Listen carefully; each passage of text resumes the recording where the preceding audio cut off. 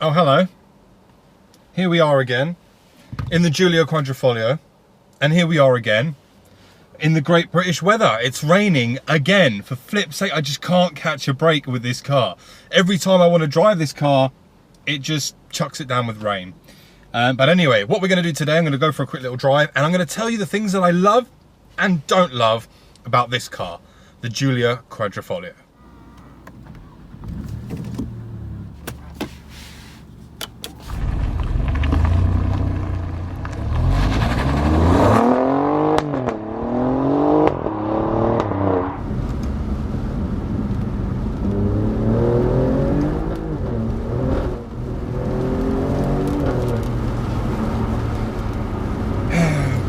And again, I don't know how much you're going to hear because the rain is literally tipping down, so I'm going to raise my voice a bit and I'm going to try and have a civilized conversation with you. And this is going to be a relatively quick video because, well, let's be honest, we like making videos when the weather's nice, not necessarily in this pants flipping weather, man. It is so crap. But yeah, so steering, I love the steering. So just an example, 45 degrees, happy days. It is so tight, and it's one of the things that, look, I'm barely turning the car and it's throwing it from side to side. The steering on this car is absolutely incredible. So when you're driving this car hard and you're driving on the limit, it just makes for such a great drive. You know, it's effortless in the sense of how much you need to turn. The steering itself, it's quite light, and when I say light, as in the feel of the steering wheel, it is nice and light. It's exactly what you would want from this kind of car. Just sideways. It's exactly what you'd want from this kind of a car, particularly if you decide to whack it into things like race mode. Take this kind of car out on a track. It's just going to be so much more easy if you do lose the back end, and you will lose the back end, but to correct it as well, to kind of just counteract the oversteer and kind of get it back in line and try and drive it in a straight line.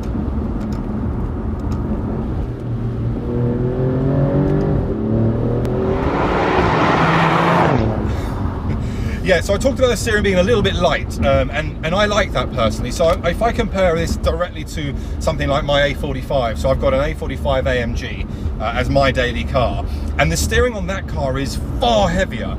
It actually, mate, it's quite an effort, if I'm honest, to drive that car at slower speeds, because you kind of, it's power steering, but it feels heavy, whereas this is a pleasure, an absolute pleasure to drive. Now, the other thing that I love about this car, for a four-door saloon car, personally, I don't think that you can get a better looking four-door car. For me, this is my own personal opinion. I absolutely love the styling on this car, particularly the exterior styling. It looks so beautiful, and I think that's, you know, testament to Alfa Romeo. You know, style, beauty, performance. It's what they live and breathe. It's what they live and breathe in Italy. And they are just on it. They are on it with the styling, and the lines on this car, there's nothing sharp about it. It's just so elegant, and every angle you look at this car, it looks absolutely beautiful. You know, the wheels, the huge 19-inch wheels with like massive space in between the spokes, so you can, you know, stare at the huge brakes on there. And the rear, for me, I love the rear of this car. The way the quad exhaust just sits, it just makes this car look so aggressive, and people know. You know, people know when a Giulia Quadrifoglio is either in front of them or behind them. Most of the time, it's going to be in front of them, and you can just see by how aggressive the stance on this car, well, the look of this car is.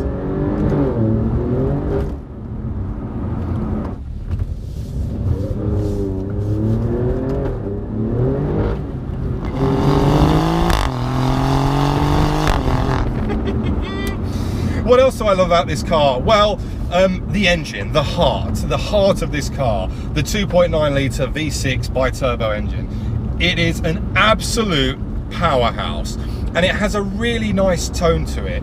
I wouldn't say it's the greatest tone. I personally prefer the screaming kind of noise, you know, the kind of the V8, V10 soundtrack.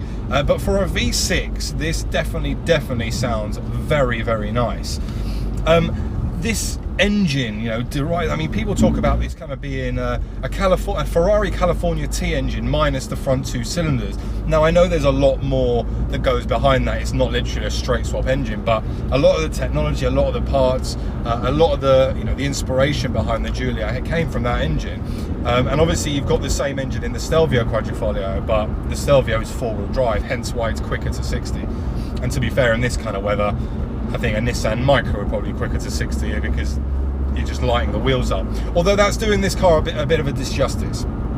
I've got it in dynamic mode for the purpose of, you know, the video and to give you a bit more entertainment and to kick the back end out a little bit, because that's what the viewers like. You know, you like to see people, you know, sliding about a little bit. But if I put this back into all weather, it will quieten down the exhaust, and that's one of the things that I don't like, and I'll talk about that in a bit. It will quieten down the exhaust, but if I drop down, it measures the torque so much more. So see, no spin, no nothing, it just delivers it. Granted, it you know, that it's not as quick, you know, you don't feel the power, it doesn't put it all down in one hit, but for these kind of conditions, what I'm in right now, this is actually pretty good. And the setting I'm referring to is advanced efficiency. The other good thing with advanced efficiency actually is when you're on like things like motorways and you whack it into cruise control, this has got adaptive cruise control, which is amazing. And I know adaptive isn't anything new, but I've not really driven cars with adaptive, and I've really grown to love this, the fact that you set your cruise control, set your distance, and you can just crack on. And in something like advanced efficiency, you save, you know, you can save so much fuel. I mean, I put this in dynamic and drive it for 10 miles. It's guzzling fuel, as you would expect from a 2.9 litre V6 twin turbo. But you put it into advanced efficiency, and I believe it shuts down a number of the cylinders as well, so that you're getting more efficiency out of your car. Now, I love this car. You know, I really do. It's a car that I've always said I've got so much respect for. It's a car that I love. You know, I'd love to own this, and I was really tempted to buy this. I just couldn't make the finance work. But there are also some things that I dislike about this car. And being open and honest and transparent with you guys, I'm going to tell you what they are.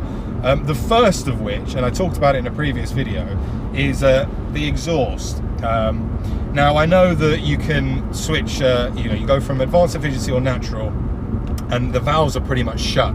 So you don't necessarily hear the kind of the glorious noise that you want to hear until you put it into dynamic mode. When you put it into dynamic mode, and if you catch the RPMs right on a gear change, you get this glorious kind of ZF gearbox fart, if you like. I'll try and do it now. It's about 4,000. Yeah, I don't know if you heard it. Conditions of pans, I'm sorry, but you catch it right. It's a really nice sharp crack. It just sounds great. But it's a little frustrating that in order for me to get the full noise out of the exhaust that I love so much, it needs to go into race mode. And again, you know, people will want to have that full exhaust tone without worrying about losing the back end, sliding it, writing your car off. So that's a criticism I have for the Giulia. On the Stelvio, it's not as bad because 4-wheel drive, you know, you put the power down, you know, and even then, dynamic mode, it allows a little bit of slip, but the exhaust valves open up at around, I think it's 3,000.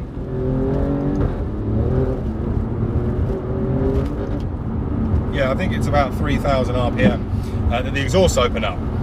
What else don't I like about this car? Well, I wouldn't say it's a complete real dislike, but the brake pedal, I'm not a fan of the brake pedal. I mean, the brakes themselves, when you put your foot on the anchors, flipping hell, they stop you. Like, there's no beating around the bush, they do stop you.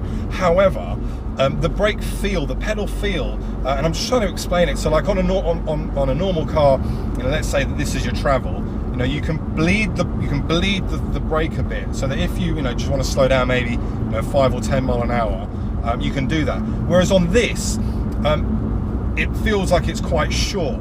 So anytime you really touch the brake, your braking force is significantly increased, and it makes it a bit jolty. And I'm not sure I'm a fan of that. Arguably, you know, when you're driving this car hard and you want to brake, I mean, what are we on? You know, it's no nonsense, it will bloody stop. But if I'm driving it normally, it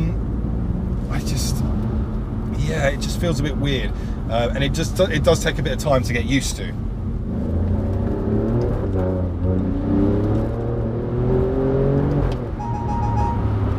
and the safety systems kick in as well. So this car is packed full of safety systems. That was basically telling me that I'm getting too close to the car in front, and I know that, and I pushed the really hard brake pedal and it stopped me.